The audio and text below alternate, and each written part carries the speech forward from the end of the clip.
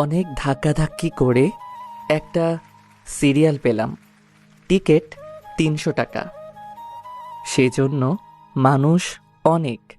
শুনেছিলাম এই ডাক্তার বলে অনেক ভালো, আবার উনি বলে সপ্তাহে একদিন আসে এখানে। তাই সময় করে চলে আসলাম। অনেকক্ষণ পরে আমার সিরিয়াল আসলো। আমি ডক্টরের চেম্বারে ঢুকলাম। ঢুকে দেখি মাঝবয়সী এক মেয়ে, বয়স ২৫-২৬ হবে, আর আমি ২৩।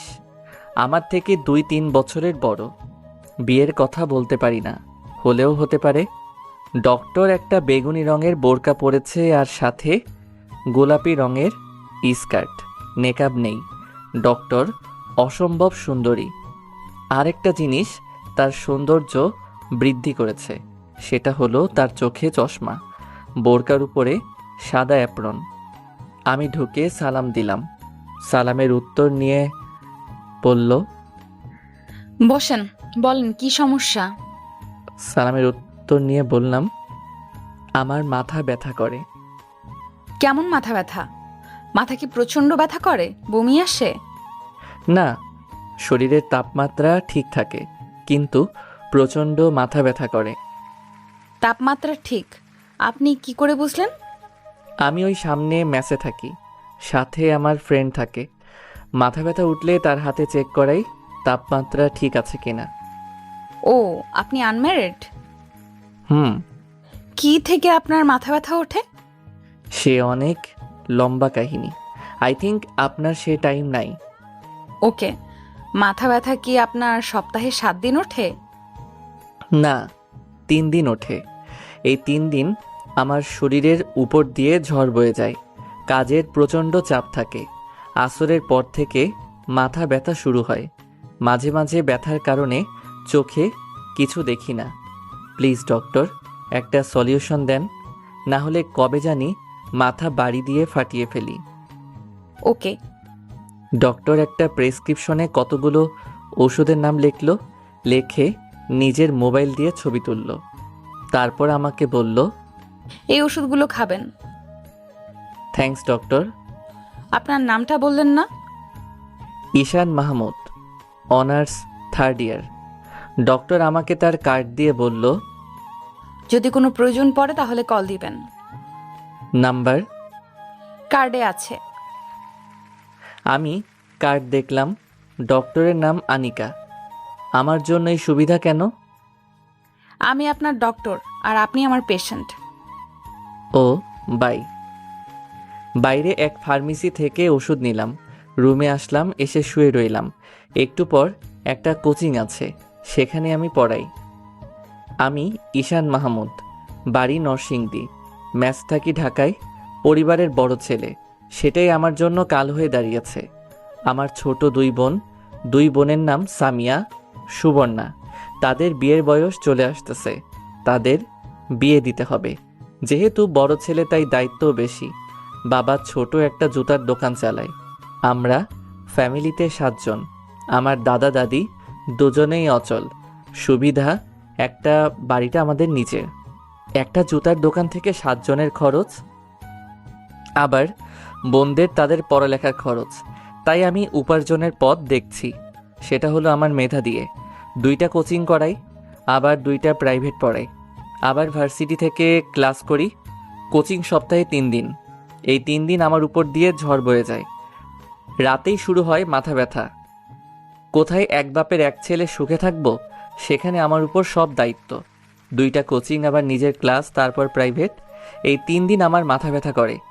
আস্তে আস্তে ব্যথা শুধু বাড়তেই থাকে। তাই ডক্টরের শরণাপন্ন হলাম। একটু পর কোচিং গেলাম। কোচিং করিয়ে আসতে রাত হলো। সেদিন আর মাথা ব্যথা উঠে নাই। খাওয়া দাওয়া করে ওষুধ নিলাম হাতে খাবো বলে। এমন সময় মনে পড়ল, আনিকা ডক্টর কেন আমার প্রেসক্রিপশনের ছবি তুলল। সবার প্রেসক্রিপশন কি এভাবে ছবি তুলে কে জানে। আমি ওষুধ খেয়ে দিলাম এক ঘুম। পরের দিন কাজের এত চাপ নাই, তাই এভাবে 1 সপ্তাহ চলে যায়। 2 দিন ওষুধ খেয়ে আর খাই নাই। যেহেতু আর মাথা ব্যথা ওঠে না, ওষুধ খাওয়া হয় না। আমার শনিবারে কাজের চাপ বেশি, শনিবার আবার মাথা ব্যথা উঠছে। এমন মাথা ব্যথা তা বলার বাইরে। তাড়াতাড়ি ওষুধ খেলাম, খেয়ে শুয়ে রইলাম। না, মাথা ব্যথা কমছে না। পাশে থাকা ফাহিমকে বললাম, দোস্ত দেখ তো আমার শরীর গরম কিনা। তুই না ডাক্তার দেখাইলি? চেক কর। ফাহিম আমার হাত ধরে বলল, তোর শরীর একদম ঠান্ডা। ওকে। ওষুধ খাইছি, দেখি কাজ হয় কিনা। নিজে নিজে মাথা হাতাইয়া আরো 1 ঘন্টা পার করলাম। দোস্ত, মাথায় পানি দিব? আমার তো শরীর গরম না। পানি দিলে কি লাভ হবে? আচ্ছা আচ্ছা, তাহলে ঘুমানোর চেষ্টা কর। আমার মাথা ব্যথা আর সহ্য হচ্ছে না। আমি ডাক্তারের কার্ড বের করলাম, ফোন দিলাম। কতক্ষণ রিং হলো। একটু পর বলে ব্যস্ত আছে। আমি আরো 2বার দিলাম, ব্যস্ত আছে। আরেকবার দিলাম, ওয়েটিং আছে। মেজাজটা গরম হয়ে গেল। ব্যথার কারণে ঘুম আসছে না। আমি আরো 20 মিনিট পর ফোন দিলাম। এবার ধরছে। আসসালামু আলাইকুম। ওয়ালাইকুম সালাম। জি, কে বলছেন? ঈশান মাহমুদ, আপনার পেশেন্ট। কোন ঈশান মাহমুদ? আমি চিনতে পারলাম না। আরে আপনাকে যে বলছিলাম আমি মেসে থাকি। সরি, চিনতে পারলাম না। আপনার সমস্যাটা বলেন। ডক্টর, আপনি আমার প্রেসক্রিপশন লিখে মোবাইল দিয়ে ছবি তুলেছেন। ও, মনে পড়েছে। ঈশান মাহমুদ, প্রচন্ড মাথা ব্যথা। হ্যাঁ, এখন প্রচণ্ড মাথা ব্যথা করতেছে। ওষুধ খেয়েছি, কমার কোনো নাম নাই। এক কাজ করেন, আগামীকাল আমার চেম্বারে চলে আসেন। আগামীকাল আসবো নে। এখন একটা ব্যবস্থা করেন। আমি একটা বড়ির নাম বলছি, এই বড়িটা এনে খান। ওকে। বাই। ফাহিমকে দিয়ে পাঠাইলাম বড়ি আনতে। বড়ি আনলে খাইলাম, খেয়ে বিছানায় শুইলাম। কখন যে ঘুমিয়ে গেলাম বলতেও পারলাম না। সকালে ফাহিমের ডাকে আমার ঘুম ভাঙল। আমি তাকিয়ে দেখি ফাহিম রেডি হচ্ছে কলেজে যেতে। আমি বললাম, এত সকাল সকাল কোথায় যাস? তুই ঘড়ির দিকে তাকা। আমি তাকিয়ে দেখি 10টা ছুঁই ছুঁই। এতক্ষণ ঘুমাইলাম আজকে। আমি তো তোর ডাকের আশায় ঘুমাই, তুই তো সকালে আমাকে ডাক দেস। আমি চিন্তা করতে লাগলাম, তাহলে কি গতকাল রাতে ডক্টর আমাকে ঘুমের বড়ি বলছে খাওয়ার জন্য? যাই হোক, মাথাটা এখন অনেক ভালো লাগছে। Thanks doctor. আর একটা কথা আমার মাথায় ঘুরপাক খাচ্ছে। ডক্টর আমার প্রেসক্রিপশনের ছবি তুললো কেন? ছবি তোলার কথা শুনে সাথে সাথে আমাকে চিনে ফেলে, এমনকি আমার রোগও বলে দিল। বুঝলাম, একজন দায়িত্ববান ডক্টর। আমিও কলেজে যাব, একটু দাঁড়া। একটু পর রেডি হয়ে কলেজে গেলাম। 1 ক্লাস করে আমি আর ফাহিম ক্যাম্পাসের গাছতলায় এসে বসলাম। বসে দুজনে কথা বলতেছি। এমন সময় মোবাইলে কল আসলো। দেখি বাড়ি থেকে মা। কেমন আছো বাবা? ভালো মা, তুমি কেমন আছো? আব্বার শরীরটা কেমন আছে? ভালো। শোনো না, সামিয়াকে দেখতে আসছিল, তাদের পছন্দ হয়েছে। ছেলে কি করে? ছেলে ব্যবসা করে। তোমাদের ভালো লেগেছে?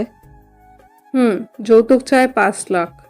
কি, এত টাকা যৌতুক? তারা কি সরাসরি বলছে? না, তারা এমনভাবে বলছে যেটাকে যৌতুকই বলে। এখন তোমরা কি চিন্তা করছো? আমরা তো তোর দিকে তাকিয়ে আছি। তুমি রাতের দিকে কল দিও। আচ্ছা। আমি কল কেটে দিয়ে ফাহিমের কাছে এসে বসলাম। আমাকে চিন্তিত দেখে ফাহিম বলল, কি রে দোস্ত, তোকে এরকম চিন্তিত দেখাচ্ছি কেন? সামিয়ার সম্বন্ধ আসছে, যৌতুক চাই 5 লাখ। কস কি? হুম। থাক দোস্ত, টেনশন করিস না, সব কিছু ঠিক হয়ে যাবে। বাসায় যাবি? আমার একটা প্রাইভেট আছে। না, আমি একটু লাইব্রেরিতে যাব। ওকে, আমি যাই। আমি উঠে বাসার উদ্দেশ্যে রওনা দিলাম। মনে মনে ভাবছি কি যে করি। 5 লাখ টাকা যৌতুক। সন্ধ্যাবেলা মার কাছে কি বলবো? আমার কাছে এত টাকা নাই। 3 বছর আগে ঢাকায় আসছিলাম। এই 3 বছরে অনেক খেটে খুঁটে 4-5 লাখ টাকা জমাইছি। কি যে করি। বাসায় আসলাম, এসে রেডি হয়ে গেলাম প্রাইভেটে। নিয়ত প্রাইভেট শেষ করে যাব ডক্টরের চেম্বারে।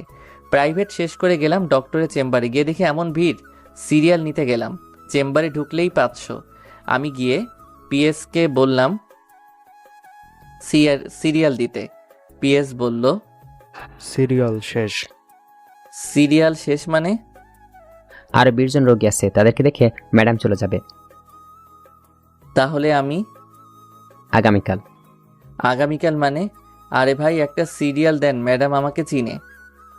কিন্তু আমি তো চিনি না। ধুর ভাই, আপনার ভিতর কোনো মানবতাই বলতে কিছুই নেই। ভাই, দিলে পরের দিন আমার চাকরি শেষ। আপনার চাকরি শেষ হবে কেন? আমি একদিনে এরকম দয়ামায়া করে একজনকে ম্যাডামের কথায় বাইরে সিরিয়াল দিয়েছিলাম। তারপর? তারপর আর কি, ম্যাডাম প্রচণ্ড রেগে যায় আর আমার চাকরিটা নট করে দেয়। পরে অনেক মিনতি করে চাকরিটা আবার ঠিক করেছি। শুনেন, ম্যাডাম প্রচণ্ড জেদি, কোনো ভুল হলেই রেগে যায়। তাই আমাদের সাথে সাবধানে থাকতে হয়। সেজন্যই ভাই আমি এত বড় রিস্ক নিতে পারবো না। ইটস ওকে, আগে বুঝিয়ে বলবেন না? এই বলে আমি সেখান থেকে চলে আসলাম আর ভাবতে লাগলাম কি করা যায়। আগামীকাল আবার আসবো। আগামীকাল আসা সম্ভব নয়, কারণ আগামীকাল কোচিং আছে। যা করার আজকেই করতে হবে। ফোন দিব না, যদি রেগে যাই। এখন একটাই উপায়, সেটা হলো অপেক্ষা করা। চেম্বার থেকে বের হওয়ার সময় ধরতে হবে। কেন জানি মনে হচ্ছে ডক্টর আমাকে একটু বেশি কেয়ার করে। কেয়ারের পিছনে কি অন্য কোনো কারণ আছে? থাকলে ভালো, কারণ ডক্টরকে প্রথম দেখাতেই আমি ক্রাশ খেয়েছি। এক জায়গায় বসে অপেক্ষা করতে লাগলাম। 1-2 জন, এভাবে 10-12 চলে গেছে। আমার অসহ্য লাগতেছে। মনে হচ্ছে আরও 2 ঘন্টা লাগবে। আমি আর অপেক্ষা করতে পারছি না। আসরের সময় হয়ে আসছে। ভাবলাম চলে যাব। না না, কোনোভাবেই হার মানবো। আমি অপেক্ষা করতে লাগলাম। মনে হচ্ছে পৃথিবীর সবচেয়ে কঠিন কাজ হচ্ছে অপেক্ষা করা। এদিকে ঘুম পাচ্ছে। অনেকক্ষণ অপেক্ষা করলাম। যদি সিরিয়াল পেতাম তাহলে এই 20 জনের পরেই আমাকে ঢুকতে হতো। সুতরাং অপেক্ষা আমাকে করতেই হতো। অবশেষে এই 20 জন শেষ হলো। ভাবতেছি এখন ঢুকবো নাকি বের হলে ধরবো। বের হলেই ধরবো। ঠিক 20 মিনিট পর ডক্টর বের হলো। আমি সামনে গিয়ে বললাম, ম্যাডাম, আমি ঈশান মাহমুদ। এখন আর রোগী দেখা হবে না, আগামীকাল। আপনি আমাকে আগামীকাল বলছিলেন চেম্বারে আসতে। লিসেন, সরি, শোনেন, আমি এখন আর কোনো রোগী দেখব না। ক্লিয়ার? এই বলে ডক্টর চলে যাচ্ছে। আমি তো অবাক। এই ব্যবহার ডক্টরের কাছ থেকে আশা করিনি। তার আবার মার্কা পিএস কানে কানে এসে বলল, বলছিলাম না আগামীকাল আসছে, শুধু 4 ঘন্টা অপেক্ষা করলেন। আমার শরীরটা জ্বলে উঠল। ঠিকই তো, শুধু শুধু 4 ঘন্টা অপেক্ষা করলাম। ভাবছিলাম ম্যাডাম একটা ভালো মানুষ, কিন্তু এখন দেখছি সে একজন মানবতাহীন মানুষ। আর ভুলেও এই ডাক্তার নাম মুখে আনবো না। যত সব ফালতু ডাক্তার, টাকার জন্য তারা সব করতে পারে। এখন যে চেম্বারে ঢুকলে যে টাকা লাগবে না, অপেক্ষার কথা বাদ দিলাম। দেশে যেমন ডক্টর একটা। এসব ভাবতে ভাবতে হসপিটাল থেকে বের হয়ে বাসায় চলে আসলাম। আসলে ফাহিম বলল, কোথায় ছিলি এতক্ষণ? আর বলিস না, যত সব ফালতু ডাক্তার। মানবতা বলতে কিছুই নেই। কেন যে সব ফালতু ডাক্তার দেশে জন্মায়। কি হয়েছে সেটা বল। আমি ফাহিমকে ডাক্তারের কাছে যাওয়া অপেক্ষা করা শেষে ডক্টরের হৃদয় বিদারক কথাগুলো বললাম। এসব শুনে ফাহিম কতক্ষণ ডক্টরকে বকলো। আমি আর জীবনে এই ডাক্তারের নাম মুখে আনবো না। ঠিক আছে, দেশি কি ডাক্তার একটা নাকি? আমি আর ফাহিম কতক্ষণ বকে শরীরের জিদ মিটাইলাম। আসলে আমি একটা বোকা। বোকা না হলে 4 ঘন্টা বইসা রইলাম। একটু পর বাবার কাছে ফোন দিলাম। কেমন আছেন আব্বা? ভালো, তুই কেমন আছো? ভালো। সকালবেলা মার সাথে কথা বলছি। আপনি কি বলেন? আপনি জানেন এখানে খরচ একটু বেশি হয়, আর 5 লাখ টাকা যৌতুক আমাদের জন্য অনেক বেশি হয়ে যায় না? কি করুন যাইব? এখন তুই কত দিতে পারবি? আমি 1 লাখ দিতে পারবো। বাকিগুলো? আমি এর চেয়ে বেশি দিতে পারবো না। এতদিন আমি গাধার মতো খেটে খুঁটে যেটুকু জমাইছি সেটুকু দিয়ে দিছি। না পারলে ক্ষেত বিক্রি করেন, আর যৌতুক তো পরে দিলেও চলবে। বিয়ের তারিখ ঠিক করে আমাকে জানায়েন। কল রেখে শুয়ে চিন্তা করতে লাগলাম। যাক, মনটা এখন হালকা লাগছে। একটা উপায় তো বের হলো। বেশি অসুবিধা হলে 1 লাখের জায়গায় 1.5 লাখ দিবনে। এখন আমার প্রয়োজন একটা ঘুম। কিসের ওষুধ খাই তো? ডক্টরের কথা মনে হলেই গা জ্বলে। আমি দিলাম এক ঘুম। মাত্র চোখটা লাগলো কে জানি কল দিল। রিসিভ করে বললাম, আসসালামু আলাইকুম। কে? আগে বলে নাই। সরি, আমি ডক্টর আনিকা। কোন ডক্টর? আনিকা? আমি কোনো আনিকাকে চিনি না। আমি আপনার ডক্টর। শোনেন, আমি কোনো ডাক্তার দেখাইনি, আর আপনাকে আমি চিনি না। বললাম তো সরি। আমি অবাক। ডক্টর আমাকে ফোন দিয়েছে, আবার আমাকে বলে সরি। ভাবতেই অবাক লাগছে। আচ্ছা, আপনি কি আমাকে চিনেন নাই? না। এত তাড়াতাড়ি ভুলে গেলেন? রাতেই না বললাম আমি ঈশান মাহমুদ। মাথা ব্যথা? খেয়াল করিনি, বোঝেনি। একটানা এতক্ষণ রোগী দেখলে মাথা এমনিতেই ঠিক থাকে না, আবার সারাদিনের ক্লান্তি। পরে আমি আপনাকে চিনতে পারি। পরে আমি আমার পিএসকে পাঠিয়ে দেখি আপনি চলে গেছেন। হুম, এখন কেন ফোন দিলেন? সরি বলতে, কারণ আমি চাই না আমি কারোর চোখে খারাপ হয়ে থাকতে। তাহলে চলে আসেন আগামীকাল আমার চেম্বারে। আপনি যদি আজকে আমাকে কল না দিয়ে থাকতেন তাহলে আমার চেহারা আর না দেখতেন। এতক্ষণ আপনি আমার কাছে একজন ব্যাড গার্ল এবং একজন ব্যাড ডক্টর ছিলেন। আর এখন একজন গুড ডক্টর এবং গুড গার্লফ্রেন্ড এবং নাইস লেডি। থ্যাঙ্কস, অনেক অনেক থ্যাঙ্কস। ওয়েলকাম। আগামীকাল আসবেন তো? দেখি, আগামীকাল কাজের চাপ অনেক বেশি। বলেন আসবেন, আমি ওয়েট করব। ওকে, আসবো। কয়টায় আসবো? 5টার দিকে। সন্ধ্যার সময় আপনি না চলে যান। আগামীকাল একটা মিটিং আছে। ওকে, বাই। এই বলে ফোন কেটে দিলাম আর দিলাম এক ঘুম। সকালে ঘুম থেকে উঠি, কোচিংয়ে গেলাম। কোচিং শেষে গেলাম কলেজে। এইভাবে সারাদিন কাজের চাপে শেষ। 5টার দিকে বাসায় এসে বিছানায় শরীরটা লাগালাম। কী যে ভালো লাগছে, মাথাটা ধরে আসছে, মন চাচ্ছে ঘুমাইতে। কিন্তু না, ডক্টরের কাছে যেতে হবে। উঠে গোসল করলাম, করে রেডি হয়ে চলে গেলাম ডক্টরের চেম্বারে। দরজার সামনে কোনো মানুষ নেই। আমি গিয়ে টোকা দিলাম। ভিতর থেকে বলল। আমি ভিতরে ঢুকে সালাম দিলাম। ওয়ালাইকুম সালাম, বসেন। থ্যাঙ্কস। আজ ডক্টর একটা খয়েরি রঙের বোরকা আর সাদা কালার ওড়না দিয়ে স্কার্ট পরা, নেকআপ নেই। মনে চায় শুধু তাকিয়ে থাকতে। শরীর ঠিক আছে? না, কেমন লাগছে? যে রকম সবসময় লাগে। তাহলে আমি আপনাকে নতুন কয়েকটি ওষুধের নাম বলে লিখে দিচ্ছি, সেগুলো খাবেন। কিন্তু আগেরগুলো? আগের ওষুধগুলোও খাবেন, এগুলোও খাবেন। ওকে। যদি আপনার রোগ ভালো হয়ে যায় তাহলে আপনি কি করবেন? কি করব? আপনাকে মনে মনে অনেক ধন্যবাদ দিব। হুম আমি তো আপনার থেকে ছোট। হুম তাহলে আপনি আমাকে তুমি কিংবা তুই করে বলতে পারেন। বললে আপনি রাগ করবেন না তো? না। থ্যাঙ্কস। আচ্ছা, আপনি এত তাড়াতাড়ি ডক্টর হয়ে গেলেন, সত্যি অবিশ্বাস্য। থ্যাঙ্কস। ওয়েলকাম। আপনার ফেসবুক অ্যাকাউন্ট ঘেটে দেখলাম, আপনার উপর অনেক মেয়ে ক্রাশ। কাউকে লাভ করেন না? না, এখনো সিঙ্গেল। এত সুন্দর একটা ছেলে, তারপরও সিঙ্গেল? আসলে মনের মতো কাউকে পাইনি। আর এভাবে 5-6টা প্রেম করার চেয়ে ভালো না একজনকে মন থেকে ভালোবাসা, যাকে সারা জীবন আগলে রাখবো এই বুকের ভিতর। ঠিক বলছেন। আপনার সম্পর্কে কিছু বলেন। এমন সময় কে জানি ডক্টরের মোবাইলে ফোন দিল। হ্যালো আশিক, কি করো? ঘুরতে আসছো? কার সাথে? বন্ধুদের সাথে? আচ্ছা, ভালো করে চিল করো, আমি চেম্বারে রোগী দেখি। ওকে, বাই বেবি। আমি মনে মনে ভাবছি কে হতে পারে। বন্ধুর সাথে তো এভাবে কথা বলে না কেউ। লাস্টে বেবি বলাতে আমার সব ক্লিয়ার হয়ে যায়। ডক্টরের বয়ফ্রেন্ড, এটাই ছিল আমার কপালে।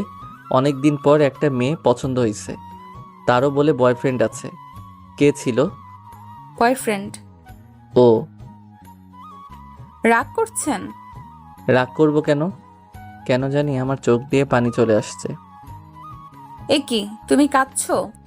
না না, কই না তো। ডক্টরের মুখ থেকে তুমি শুনে কলিজায় গিয়ে আঘাত লাগলো। বেশি মাথা ব্যথা করছে?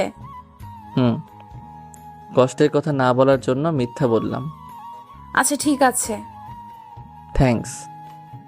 আমি চোখ মুছে কিছুক্ষণ চুপ করে থাকলাম। আমি ডক্টরের চোখের দিকে তাকালাম, ডক্টর আমার চোখের দিকে তাকালো। দুজনের চোখ একসাথে হলো। ডক্টরের চোখ দেখে মনে হচ্ছে ডক্টর আমাকে কি যেন বলছে। সেটা কি আমাকে ভালোবাসার কথা? ডক্টর চোখ নিচে নামাচ্ছে না, এক চোখে আমার দিকে তাকিয়ে আছে। আমি চোখ সরিয়ে বললাম, তো ডক্টর আমি উঠি? আর একটু বসেন, আমিও বের হব। একটু পর দুজন একসাথে হসপিটাল থেকে বের হয়ে আসলাম। একটাও কথা বললাম না, কারণ তার বয়ফ্রেন্ড আছে। সে তার বয়ফ্রেন্ড নিয়ে সুখে থাকুক আর আমি আমার রাস্তা দেখি। দুজনে পাশাপাশি হাঁটছি। আনিকা বলল, আমার সম্পর্কে তো কিছু বলা হয় নাই। আরেকদিন শুনবো। ওকে। আচ্ছা ডক্টর, আপনি আমার বড়, আপনাকে আনিকা আপু বলে ডাকি, রাগ করবেন না? আপু ডাকার দরকার নেই, ডক্টর বলবা। আচ্ছা, আপনার বয়ফ্রেন্ড সম্পর্কে কিছু বলেন। তার নাম আশিক। সে একটা জব করে। তার সাথে দেখা হয়েছিল আমার কানাডায়। আপনি কানাডায় গিয়েছেন, আপনারাই পেরেছেন জীবনে কিছু করতে। থ্যাঙ্কস। তাহলে আমি যাই। বাই।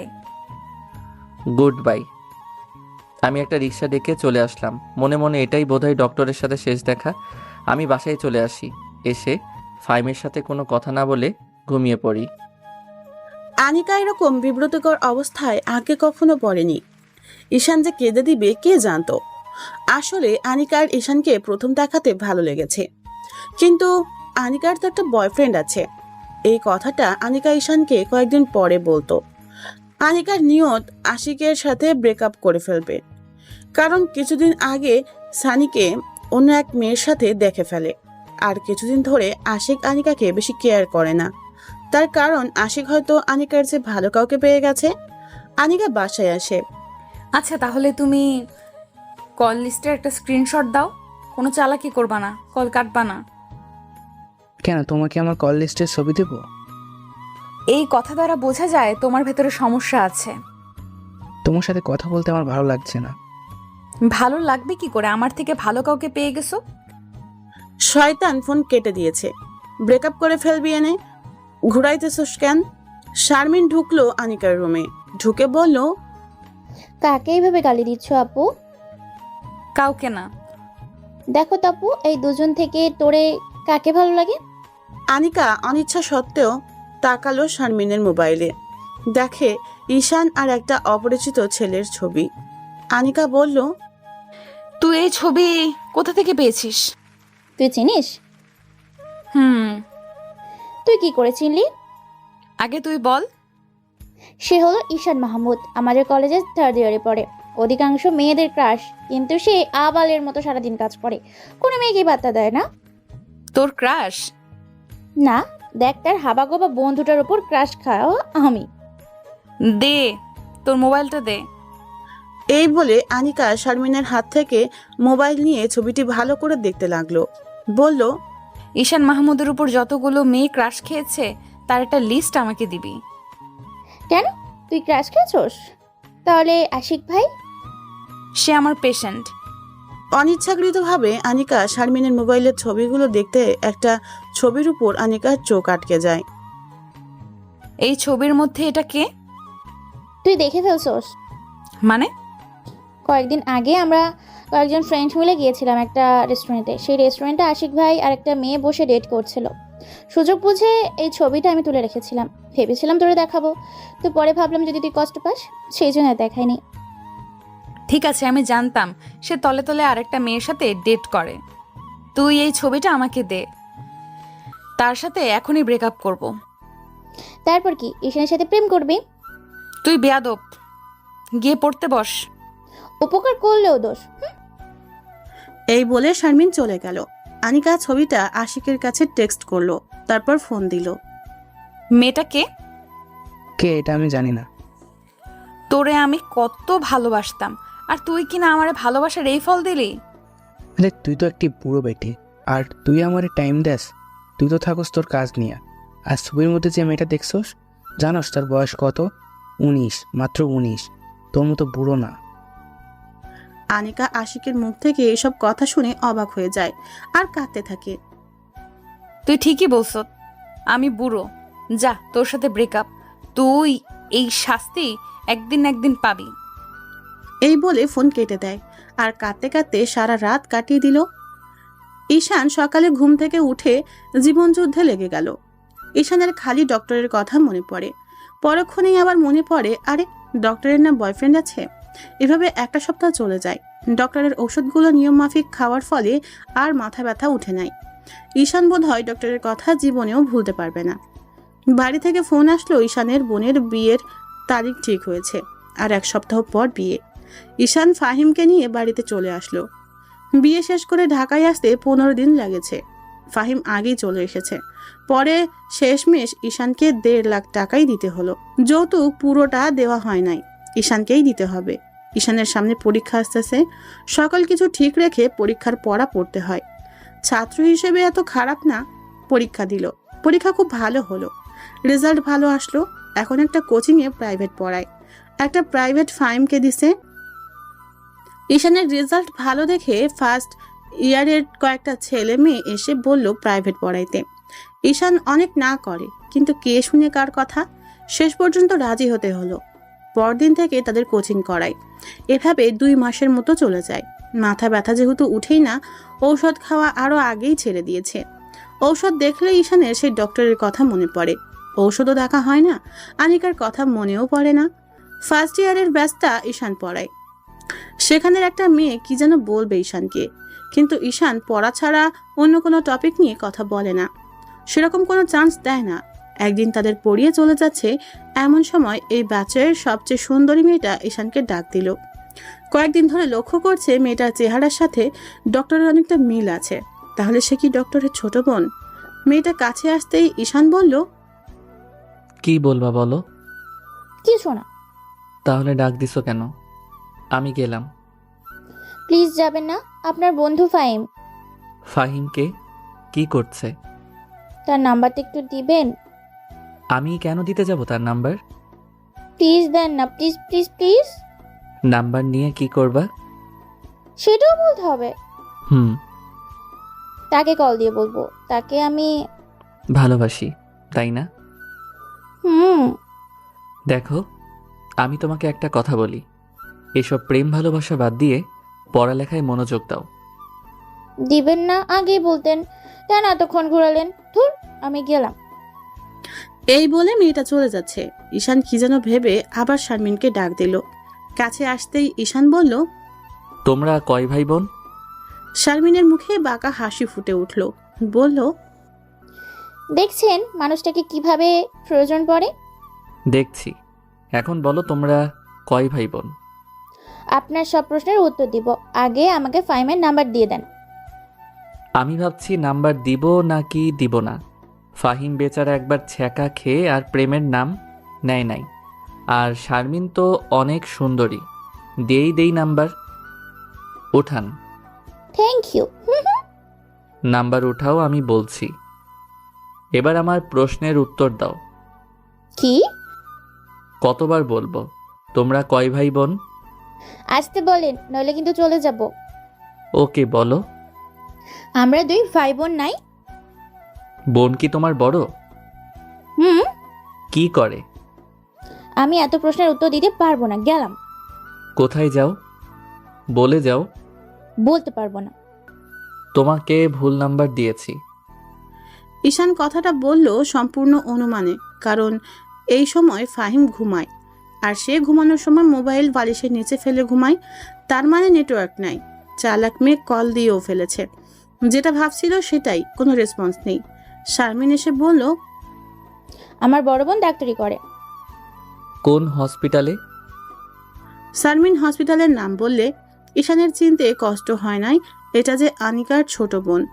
শারমিন বলল, এবার সঠিক নাম্বার দেন।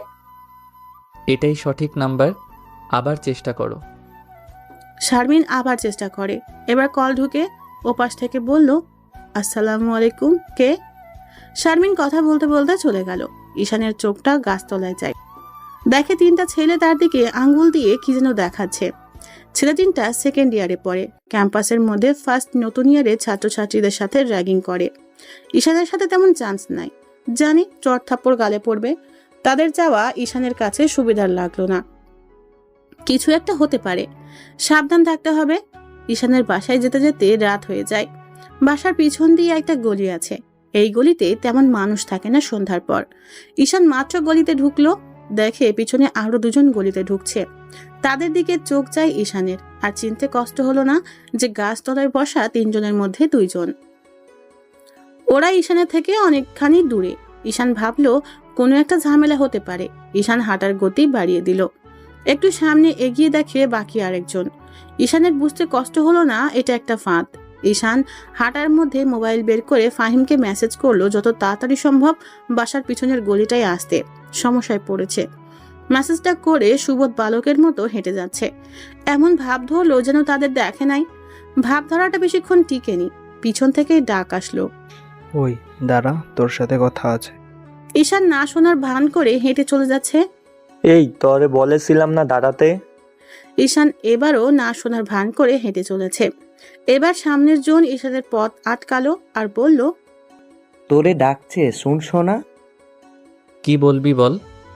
ডাক দিছি, শোনস নাই কেন? প্রয়োজন মনে করিনি। কি বলবি বল, আমি চলে যাচ্ছি। তোর যাইতে দেরি আছে, তোর সাথে আমাদের অনেক বোঝাপড়া আছে। আমি তোদের কোনো সমস্যা করছি? ক্যাম্পাসের সব সুন্দরী মেয়েরা তোর পিছনে ছুটে। আজ তোর এমন অবস্থা করব যাতে কোনো মেয়ে তোর দিকে তাকাতে লজ্জা পায়। তোর শারমিনের সাথে কি? সকালে তার সাথে হাসাহাসি করে কি কথা বলতেছস? একটা কথা ভুলে যাস না, আমি কিন্তু তোদের বড়। এখন চুপচাপ চলে যা, কোনো সমস্যা হবে না। পরে কিন্তু তোদের খবর আছে। তুই কি শারমিনকে পটিয়ে ফেলতেছস, নাকি তোর সাথে রুম ডেটের অফার দিতেছস? তুই তো রুম ডেট করতে পারবি না। আমাদের ঠিকানাটা বল, আমরা চলে যাব নে।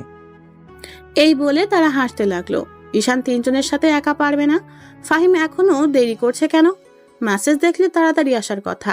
তারা তিনজন থেকে একজন প্যান্টের বেল্ট খুলছে, আর একজন একটা ছুরি বের করছে।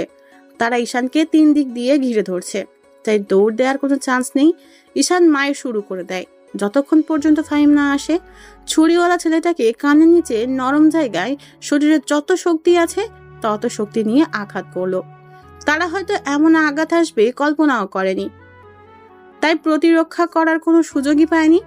যে জায়গায় আঘাত করছে ঠিক সে জায়গায় গিলে লাগলো। ছেলেটা এক চিৎকার দিয়ে নিচে পড়ে গেল। এটা তিনজনের সাথে পারা সম্ভব না। ফাহিমও আসেনি। তিনজন ঈশানকে এলোপাথারি লাথি মারছে আর বলছে, মার শালারে মার, শালাই কি ঘুষি দিল, গার নড়াইতে পারছি না। কথা বলছে আর মারছে। ঈশান হাত দিয়ে প্রতিরক্ষা করছে। ঈশানের নাক দিয়ে ব্লিডিং হচ্ছে, মুখের কয়েক জায়গায় কেটে গেছে, অনবরত রক্ত পড়ছে। এমন সময় ফাহিম আসলো। ফাহিমের হাতে একটা লাঠি। এই লাঠি দেখে ওরা তিনজন দৌড় আর ফাহিমের দৌড় দেখে। ফাহিম ঈশানের কাছে এসে বলল, সরি দোস্ত, দেরি হয়ে গেছে। আমি ওয়াশরুমে ছিলাম, বের হয়ে দেখি তোর মেসেজ দেখার সাথে সাথে আমি চলে আসি। আমি তোরে কিছু বলছি? দেখ, আমার অনেক ব্লিডিং হচ্ছে, আমাকে কোনো ডক্টরের কাছে নিয়ে যা। আমি তোরে ধরেছি। ফাহিম ঈশানকে ধরে গলি থেকে বের করে রাস্তায় নিয়ে আসে। একটা গাড়ি ডাক দেয়। ঈশান গাড়িতে ওঠে। নাক দিয়ে রক্ত বের হচ্ছে, মুখের কয়েক জায়গায় কেটে গেছে। ছুরি দিয়ে আঘাত করায় পিঠে কয়েক জায়গায় কেটে গেছে, অনেক ব্লিডিং হচ্ছে, তাই ঈশান জ্ঞান হারায়। আনিকা আশিকের সাথে ব্রেকআপ করার পর একা হয়ে গেছে। প্রতি রাতে কেন জানি ঈশানের কথা মনে পড়ে। চেম্বারে ঈশান আর আসে না, কারণ হয়তো ঈশানের রোগ ভালো হয়ে গেছে। আনিকা কোনোভাবেই ঈশানকে ভুলতে পারছে না। আনিকার খালি ঈশানের কান্নার কথাটা মনে পড়ে আর ফুপিয়ে কেঁদে ওঠে। সব সময় আনিকা নিজেকে এই বলে সান্ত্বনা দেয়, ঈশান, তুই তো আমারে ভালোবাসতি, আমি জানি তুই একদিন আসবি। আসলে যে ঈশানকে কি করবে আনিকা, সেটা আনিকাই জানে। এভাবে আনিকার 2 মাস চলে যায়। ঈশানের কোনো দেখা নাই। বাড়ি থেকে বিয়ের কথা বলছে, ভালো এক সম্বন্ধ আসছে, বলছে বিয়ে করার জন্য। আনিকা এই বাহানা সেই বাহানা দিয়ে দেরি করছে। শেষমেশ আনিকা নিজেই সিদ্ধান্ত নিল, নিজেই ঈশানের সাথে দেখা করবে আর নিজের ভালোবাসার কথা বলবে। ওই দিন রাতে আনিকার রুমে শারমিন এসে নাচতে থাকে খুশিতে। এদিকে আনিকা টেনশনে বাঁচে না, আর নিজের বোন কিনা নাচে। দিল এক ধমক, শারমিনের মুখটা কালো হয়ে যায়। ধমকের কারণে শারমিন কেঁদে দেয়, কাঁদতে চলে যাচ্ছে আর বলতে লাগলো, আপু তুই না অনেক খারাপ। আমি টেনশনে বাঁচি না, আব্বা আম্মা বিয়ের চাপ দিচ্ছে, আর তুই কিনা খুশিতে নাচস। যা, তোর সাথে আমি আর কথাই বলবো না। ব্যাপারটা ছিল ঈশানকে নিয়ে। এই বলে শারমিন সেখান থেকে চলে আসলো। আনিকা ঈশানের নাম শুনে আটকে যায়। ঈশানের ব্যাপারে কি বলবে শারমিন? পরক্ষণেই মনে পড়লো, আরে ঈশান আর শারমিন তো একই কলেজে পড়ে, নিশ্চয়ই কিছু একটা হয়েছে। শারমিন যেহেতু খুশিতে নেচেছে, তাহলে নিশ্চয়ই ভালো খবর। এইসব চিন্তা করে শারমিনকে ডাক দিল। 5-6টা ডাক দিল, শুনেনি, তার মানে অনেক রাগ করছে। আনিকা জানে শারমিনের রাগ ভাঙানো এত সহজ না। আনিকা ভাবতে লাগলো কি করে রাগ ভাঙানো যায়। এখন একটাই উপায়, তার পছন্দের খাবার বানানো। আনিকার যতটুকু মনে পড়ে শারমিনের পছন্দের খাবার হলো পিৎজা। কিছু করার নেই, পিৎজার অর্ডার দিয়ে দিল। পিৎজা আসলে পিৎজা নিয়ে আনিকা শারমিনের রুমে গেল। গিয়ে দেখে শারমিন শুয়ে আছে। আনিকা গিয়ে শারমিনের সাথে মজা শুরু করলো। ওলি আমার গুলুমুলু আপুটা রাগ করেছে।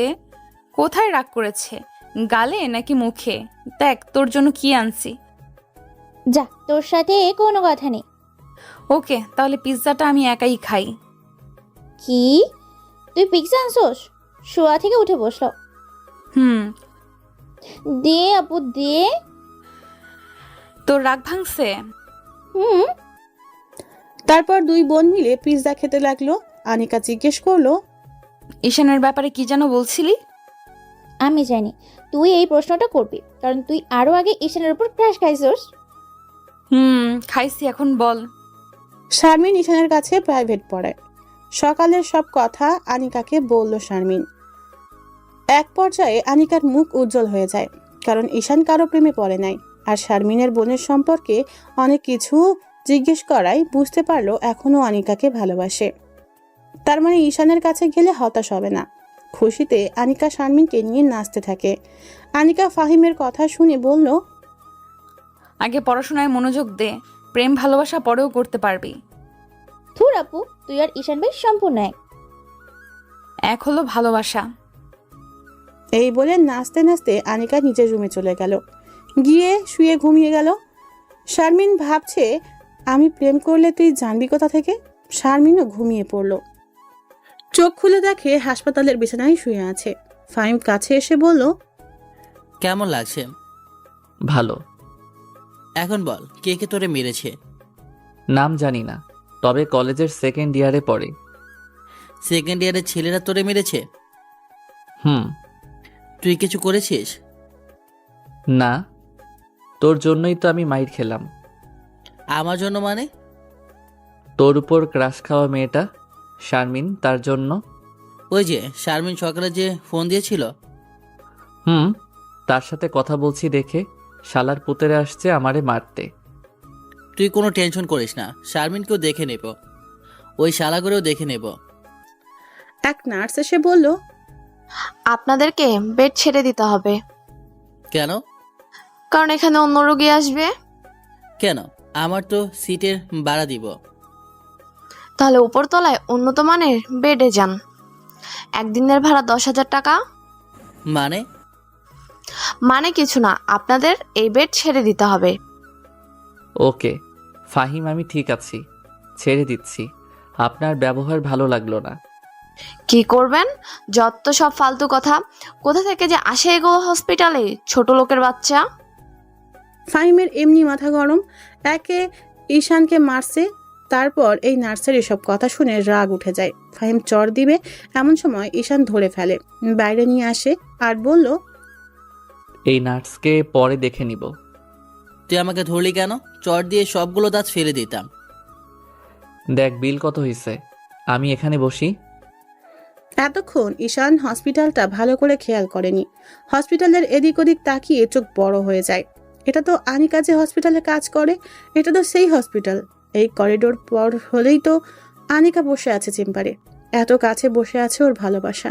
মন চাচ্ছে উড়াল দিয়ে চলে যেতে তার কাছে, কিন্তু গেলে কি লাভ হবে? তার তো বয়ফ্রেন্ড আছে, গেলে তো অসুবিধা হবে। ঈশানের কেন জানি মন চাচ্ছে আনিকাকে এক নজর দেখতে, সম্ভবত ভালোবাসে সে কারণে। ফাহিম এসে বলল, দোস্ত, বিল 10,000 টাকা। এত টাকা?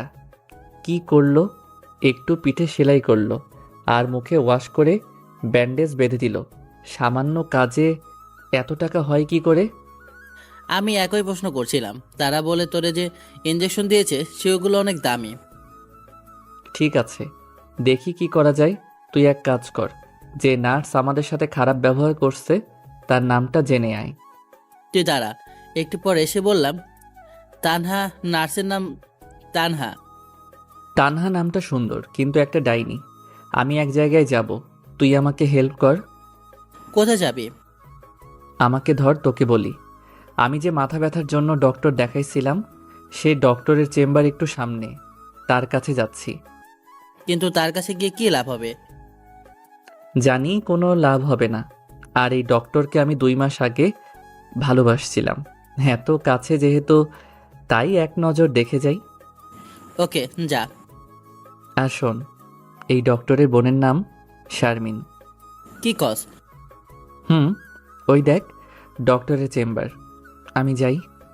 কতক্ষণ লাগবে? জানি না। এই বলে ঈশান আনিকার চেম্বারের সামনে চলে আসে। আনিকার পিএস এসে বলল, এখন কোনো রোগী দেখা হবে না।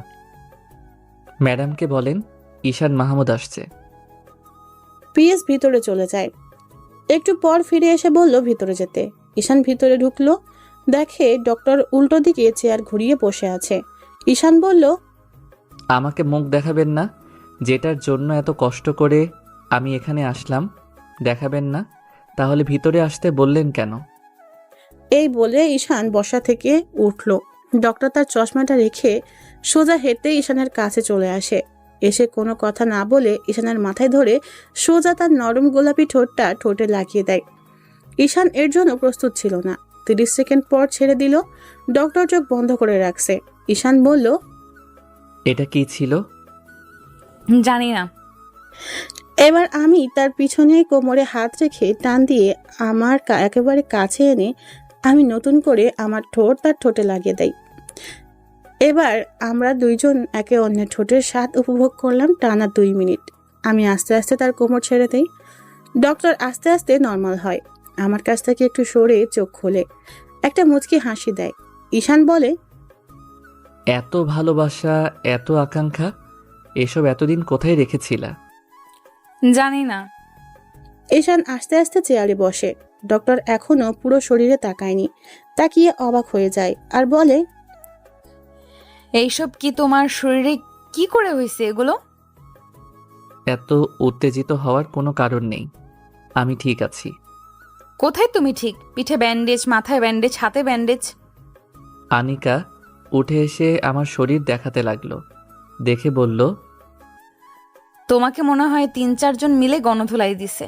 কি করে হলো এসব? খুলে বলো। ঈশান আনিকাকে রাতের ঘটনা, হাসপাতালে আসা এবং সবশেষে নার্সের কথাটা বলল। নার্সের কথা শুনে আনিকা রেগে যায় আর বলল, তুমি একটু বসো, আমি সব ঠিক করে দিয়ে আসি। ঈশান কিছুক্ষণ বসে রইল। একটু পর আনিকা এসে বলল, সব ঠিক আছে, তোমাকে কিছু ওষুধ লিখে দিচ্ছি, সেগুলো খাবা আর পুরো 2 সপ্তাহ রেস্টে থাকবা। এতদিন রেস্টে থাকতে পারবো না। কেন? শোনো, আমি 2টা কোচিং, একটা প্রাইভেট পড়াই। আমি যদি 2 সপ্তাহ এসব বন্ধ রাখি তাহলে আমার অনেক ক্ষতি হয়ে যাবে। কি ক্ষতি? আমি এখানে মেসে থাকি, মেসের ভাড়া, খাওয়া, আর আমাদের ফ্যামিলি মেম্বার 6 জন। আব্বার একটা ছোট জুতার দোকান, সেটা দিয়ে চলে না। তাই আমি এখানেও গাধার মতো খেটে খুঁটে কিছু টাকা ইনকাম করে বাড়িতে পাঠাই। এখন যদি 2 সপ্তাহ এসব বন্ধ রাখি তাহলে কি অবস্থা হবে? আনিকা উঠে ঈশানের কাছে এসে বসলো। বসে হাত ধরে বলল, ঈশান, তোমার সমস্যা আমার সমস্যা। আমি তোমাকে ভালোবাসি, তুমি বাসো না? বাসি, কিন্তু কিন্তু কি? তোমার না একটা বয়ফ্রেন্ড আছে? তার সাথে তো আমি 2 মাস আগেই ব্রেকআপ করছি। ও খুব ভালো, আমি তোমাকে খুব ভালোবাসি। আমি জানতাম তুমি আমাকে অনেক ভালোবাসো। হুম। তুমি কোনো টেনশন করো না, তুমি 2 সপ্তাহ রেস্ট নাও, দেখবে সব ঠিক হয়ে যাবে। তুমি বলছো? আচ্ছা, তুমি তো বললা তোমাকে 3 জন মারলো। কেন মারলো সেটা তো বললা না? তোমার বোন শারমিনের কারণে। অবশ্য তার এখানে কোনো দোষ নেই। তার সাথে সকালে কথা বলছিলাম, সেটা 3 জন ভালো চোখে নেয়নি। শারমিন এখানে জড়িত আছে, তার খবর আছে। আনিকা মোবাইল বের করলো ফোন করার জন্য। ঈশান আনিকাকে থামিয়ে বলল, তাকে ফোন দিবা না, আর তার এখানে কোনো দোষ নেই। ওকে, তোমার মোবাইলটা দাও। গতকাল রাতে ভেঙে গেছে। এখন কি করবা? ফাহিমকে দিয়ে নতুন মোবাইল কিনবো। জানো আমার এখন কি মন চাচ্ছে? এখানে তোমার সাথে বসে সারা দিন কথা বলতে। আমারও মন চাচ্ছে। চলো তোমাকে বাসায় দিয়ে আসি। তুমি যাবা? হুম। চলো তাহলে। আর শোনো, তোমার আর কোনো বিল দিতে হবে না। হুম। ঈশান উঠে আস্তে আস্তে বের হচ্ছে। এমন সময় আবার আনিকা ঈশানকে পিছন থেকে জড়িয়ে ধরে বলল, আমি তোমাকে অনেক ভালোবাসি ঈশান, আমি তোমাকে অনেক ভালোবাসি। তুমি আমাকে ছেড়ে চলে যাবে? কখনো না। আমি জানতাম। এবার ছাড়ো, ব্যথা লাগছে। তুমি বাইরে গিয়ে একটু দাঁড়াও, আমি আসছি। ওকে। এই বলে আনিকা ঈশানকে ছেড়ে দেয়। ঈশান বাইরে বেরিয়ে আসে ফাহিমের কাছে। ফাহিম ঈশানকে ভালো করে দেখছে। ঈশান বলল, কি দেখছিস এরকম ভাবে? দেখছি তুই ঠিক আছিস কিনা। ঠিক আছি মানে? তুই এতক্ষণ ডক্টরের চেম্বারে কি করে থাকতি? কেন, কি হয়েছে? আর বলিস না, তুই ভেতরে যাওয়ার একটু পর ডক্টর বেরিয়ে আসলো, এসে নার্সকে ডেকে আনলো, এনে দিল এক ধমক যে কেউ ভয় পেয়ে যাবে। তারপর আমাকে ডাকলো এবং আমার কাছে মাপ চাওয়ালো। পরে রিসেপশনে গিয়ে কি যেন বলল, তারপর আবার চেম্বারে ঢুকে গেল। এতক্ষণ পুরো হসপিটাল নিস্তব্ধ ছিল। ডক্টর অনেক জেদি, কিন্তু তার এরকম করা ঠিক হয়নি। বিল দিতে হবে না। না, ডক্টর আমাদের সাথে বাসায় যাবে। এই ডক্টর? হুম। না দোষ, না দোষ। আরে টেনশন করিস কেন, আমি আছি না। তোরা দুজন প্রেম করস? হুম। আল্লাহ জানে তুই এই মেয়েরই কেমনে কন্ট্রোল করবি। ওই দেখ সে আসছে, চুপ। আনিকা মুখে মেকআপ ছাড়াই এসেছে। এটা দেখে কেন জানি ঈশানের একটুও ভালো লাগলো না। বলল, চলো। নিচে গিয়ে দেখে আনিকার পার্সোনাল গাড়ি আছে। গাড়ির ড্রাইভার একজন ইয়াং বয়সের ছেলে। এটাও ঈশানের কাছে ভালো লাগলো না। যাই হোক, গাড়িতে বসলো। ঈশানের পাশে আনিকা বসলো। এতক্ষণ হাঁটার পর ঈশানকে ক্লান্তি ঘিরে ধরলো। ঈশান গাড়ির সিটে বসে মাথাটা এলিয়ে দিল। গাড়ির মধ্যে ঘুমিয়ে গেল। চোখ খুলে দেখে আনিকা ডাকছে। ফাহিম বলল, দোষ, বাসায় চলে এসেছি। নামার সময় আনিকা ঈশানকে হেল্প করলো। আস্তে আস্তে হেঁটে রুমে আসলো, গিয়ে বিছানায় শুইল। ঈশানের পাশে আনিকা বসলো। ওদের দেখে ফাহিম বাইরে চলে যায়। এটা তোমার জন্য। কি? মোবাইল। তোমাকে কে বলছে মোবাইল কিনতে? কেউ না। তাহলে কেন কিনলে? ভালোবাসি বলে। এখানে আমার আর কিছু বলার নেই। আনিকা আমাকে ভালোবাসি বলে কিনে দিল, এখানে ফিরিয়ে দেওয়ার কোনো মানে হয় না। ঠিক আছে। আর শোনো, আমি তোমাকে ওষুধ খাওয়ার সময় হলে কল দিব। তোমার এত কষ্ট করতে হবে না, তুমি বলে যাও। না, আমি তোমাকে কল দিব। ওকে। ঈশান আনিকার স্কার্ট ধরে নেকাবের মতো করে বলল, তোমাকে নেকাব অবস্থায় বেশি সুন্দরী লাগে। সত্যি? হুম। আনিকা সুন্দর করে নেকাব পরে বলে, এবার ঠিক আছে? হুম। তাহলে আমি যাই। যাও। এই বলে আনিকা চলে যায়। আনিকা চলে গেলে ফাহিম এসে বলল, সব ঠিকঠাক তো? হুম। এখন বল, 3 ছেলের কি করবি? তুই আগামীকাল গিয়ে 3টারে খুঁজে বের করবি, তারপর কলেজের ভিপিরে সব বলবি, দেখ তারা কি করে। আর আগামীকাল গিয়ে ফার্স্ট ইয়ারের যে ব্যাচটা আমি পড়াই তাদের বলবি 2 সপ্তাহ তাদের বন্ধ। অথবা শারমিন ফোন দিলে শারমিনকে বলতে পারিস। ওকে। ঈশানকে সব ক্লান্তি এসে ঘিরে ধরলো। দিল এক ঘুমে বিকালে উঠে ফ্রেশ হয়ে খাওয়া দাওয়া করলো। তারপর আনিকার কাছে কল দিল। সাথে সাথে রিসিভ করে বলল, ঘুম হয়েছে? হুম। আনিকা ঈশানকে ঔষধের নাম বলল। সেগুলো খেয়ে নিল। এভাবে প্রতিদিন Anika time to time call দিয়ে ওষুধ খাওয়াতো। একদিন কি এক বেলাও মিস হয়নি। আনিকার প্রতি ঈশানের ভালোবাসা বাড়তে থাকে। টাইম টু টাইম ঔষধ খাওয়ার পর 10 দিনে সম্পূর্ণ সুস্থ হয়ে গেল। এই কয়েকদিনে আনিকা ঈশানকে 5 বার এসে দেখে গেছে। ঈশান আবার আগের মতো কোচিং প্রাইভেটে পড়াতে শুরু করে। ঈশানকে যে ছেলেগুলো মারলো তাদের বিচার হয়েছে। ভিপিরে বলার পর ভিপি চট থাপ্পড় দিয়ে মিলাই দিল। এতে ঈশানের শরীরের রাগও কমলো না, ফাহিমেরও না। তাই ঈশানদের ব্যাচের কয়েকজনকে নিয়ে রাতের বেলা 3টারে ইচ্ছে মতো গণধোলাই দিয়েছে। সবাই মুখোশ পরা ছিল, তাই কে মারলো কেউ কিছু বলতেও পারলো না। এর মধ্যে ঈশানের বাড়ি থেকে মৃত্যু সংবাদ আসলো, দাদা মারা গেছে।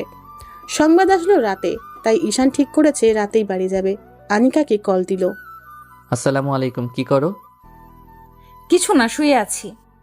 আমার দাদা মারা গেছে, আমি গ্রামের বাড়ি যাচ্ছি। ইন্না লিল্লাহি ওয়া ইন্না ইলাইহি রাজিউন। কেঁদো না, মানুষকে তো একদিন মরতেই হবে। হুম। তুমি এখন কোথায় আছো? বাসায় রেডি হচ্ছি। ফাহিম যাবে আমার সাথে। তুমি একটু ওয়েট করো, আমি আসছি। তোমার আশা লাগবে না, আমি তোমাকে পরে ফোন দিব। ঈশান, তুমি একটু দাঁড়াও, আমি আসছি। এই বলে আনিকা ফোন কেটে দিল। ঈশান আর ফাহিম রাস্তায় গিয়ে অপেক্ষা করতে লাগলো। একটু পর আনিকার গাড়ি আসলো। আনিকা গাড়ি থেকে নেমে এসে ঈশানকে জড়িয়ে ধরলো। ঈশানও জড়িয়ে ধরলো। আনিকা বোরকা পরে নাই, স্ক্রাফও বাঁধে নাই, ওড়না পেঁচিয়ে চলে আসছে। ফাহিম আনিকাকে এই অবস্থায় দেখে সাথে সাথে মুখ ঘুরিয়ে নেয়। আনিকার এই কাজটা ঈশানের একটুও ভালো লাগে নাই। ভাবলো পরে এই বিষয়ে কথা বলবে। ঈশান ছেড়ে দিয়ে বলল, তুমি কোনো টেনশন করো না। তুমি কতদিন থাকবা? জানি না। ওকে, তাহলে কিন্তু কল দিবা। ওকে, তাহলে যাই। হুম। আনিকা গাড়িতে উঠে চলে গেল।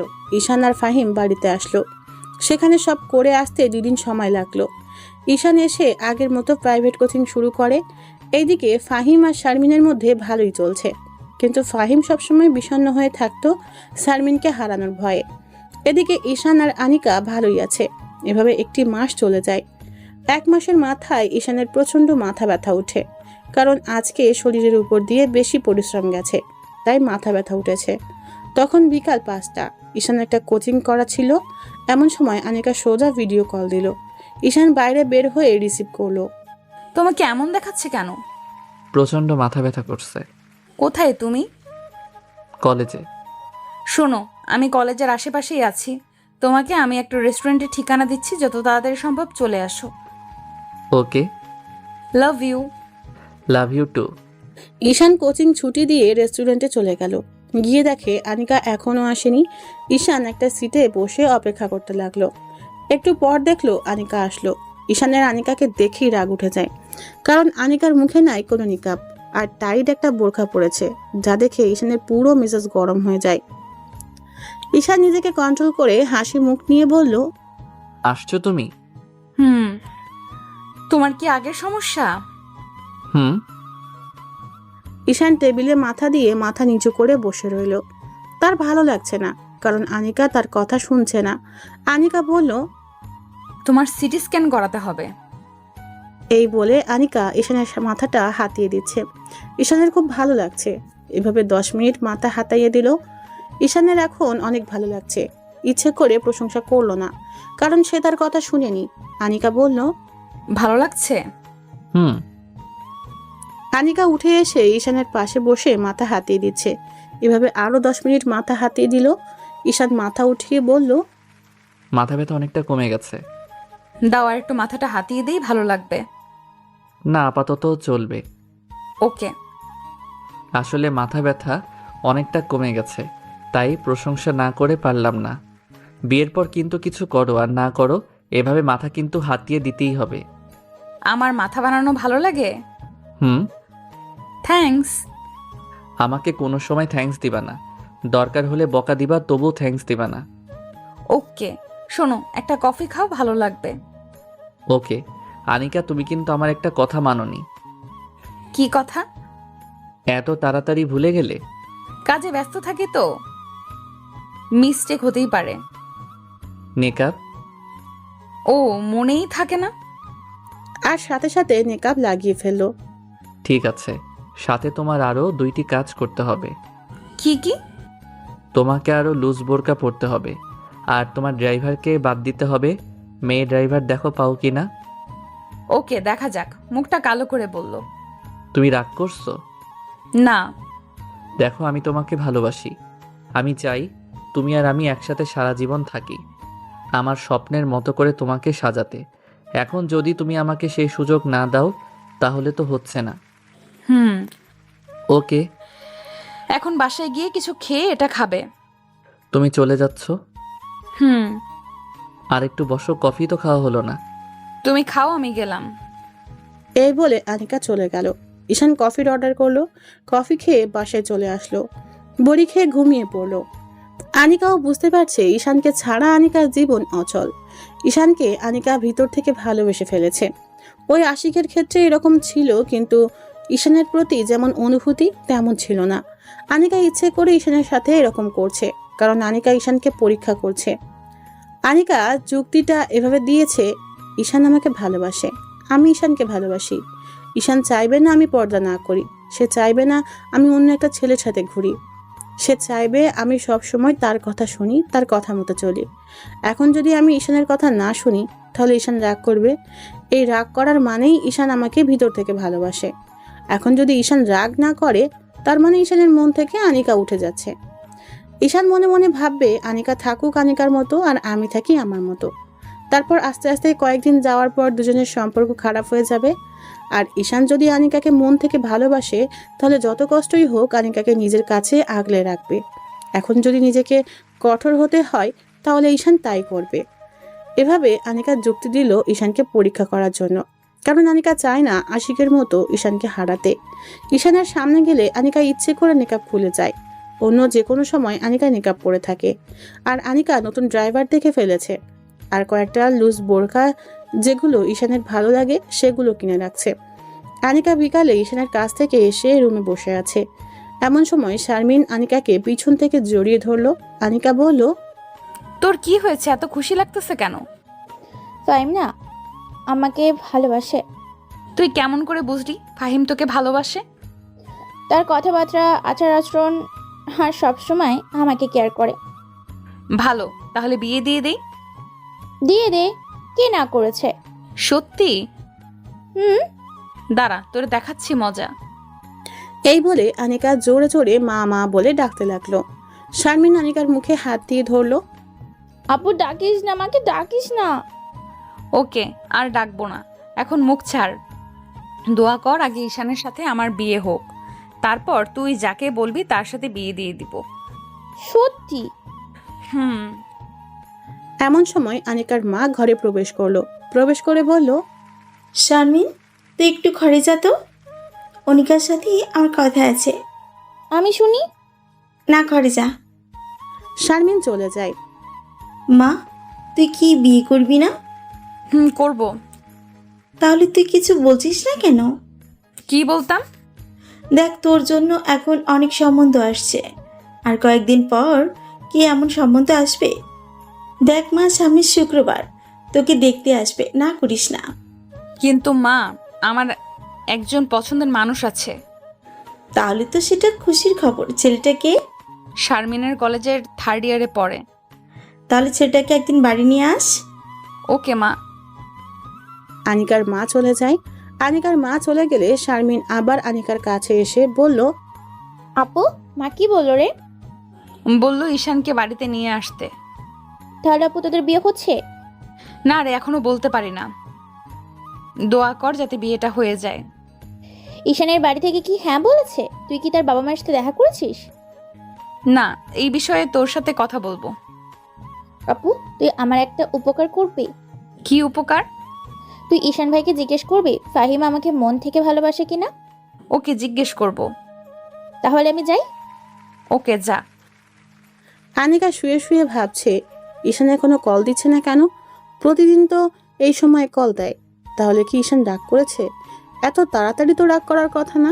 আনিকা নিজেই কল দিল, ধরছে না। 3 নাম্বার বার দেওয়াই ধরলো। ফোন ওঠাতে দেরি হলো কেন? তুমি যেই বড়ি দিয়েছিলা সেটা খেয়ে ঘুমিয়ে গিয়েছিলাম। এত তাড়াতাড়ি? হুম। আগামীকাল তো আমরা দুজন অবসর। চলো না, আমরা দুজন ঘুরতে যাই। কোথায়? কাল দেখা করলে জায়গা সিলেক্ট করব। ওকে।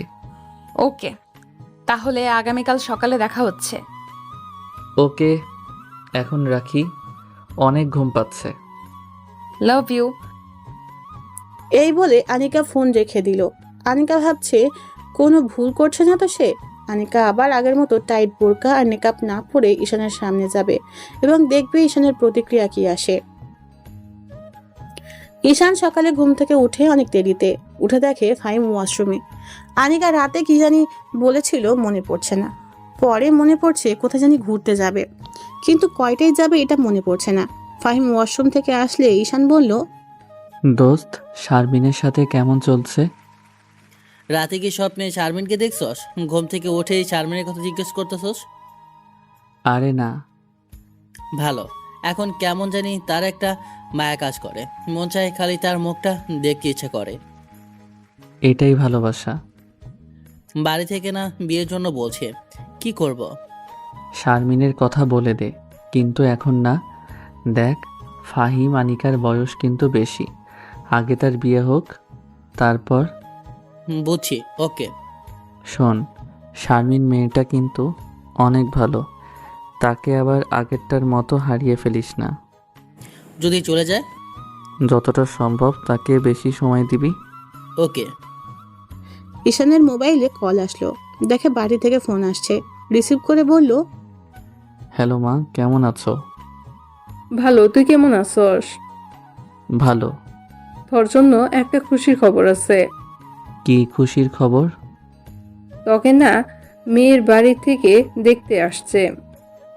মানে?